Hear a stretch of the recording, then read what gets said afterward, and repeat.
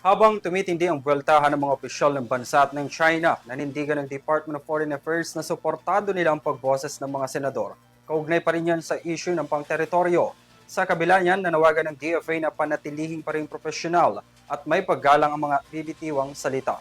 Ang mga senador na pinatutsadahan ng Chinese Embassy, gumawa na rin ng panibagong hakbang na idedetalya ni Alvin Pelovelio. Nagpahayag ng seryosong pagkabahala ang Department of Foreign Affairs kaugnay sa mga tumataas na tensyon sa pagpapalitan ng pahayag sa pagitan ng mga matataas na opisyal ng pamahalaan at Chinese Embassy sa Manila, kaugnay sa mga counter-statements na inilabas ng Embahada ng China sa Manila laban sa pahayag ni Senator Riza Hontiveros, Senator Kiko Pangilinan, Senator Erwin Tulfo, mga mambabatas sa Kamara at iba pang government officials. Sa pagpasok ng buwan ng Enero, makailang beses nang naglabas ng matapang na pahayag ang Chinese Embassy laban sa mga reaksyon na ginawa ng mga mambabatas, spokesperson ng Philippine Coast Guard at kahit pa laban sa reaksyon ng Maritime Security Council. Maraming beses na naglabas ng pahayag ang China kaugnay sa kanilang posisyon sa South China Sea, kabilang na ang pag-reject sa 2016 Arbitral Award na pumapabor sa karagatan o karapatan at jurisdiksyon ng Pilipinas. Pinaalalahanan din ng DFA ang Embahada ng China sa Manila na ang mga pahayag at pananaw ng mga government officials sa Pilipinas ay bilang pagdepensa sa soberanya, karapatan at jurisdiksyon na bahagi raw ng pagtindig sa pagiging demokratikong bansa.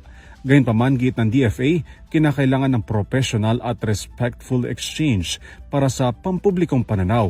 Dinipensahan din ni Filipinos Do Not Yield Movement Chairman Emeritus Dr. Jose Antonio Guisha ang pagtindig ng pamahalaan sa West Philippine Sea.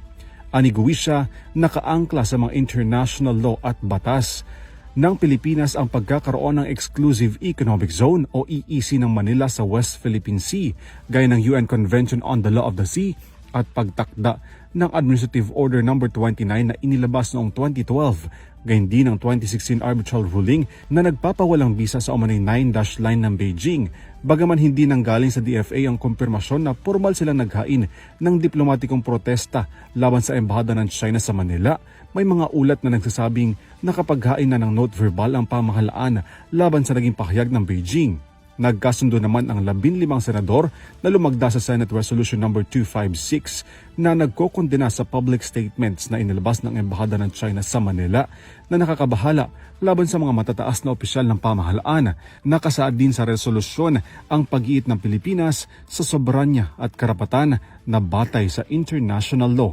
Para sa EuroTV News, Alvin Palobello, sumasaludo sa bawat Pilipino.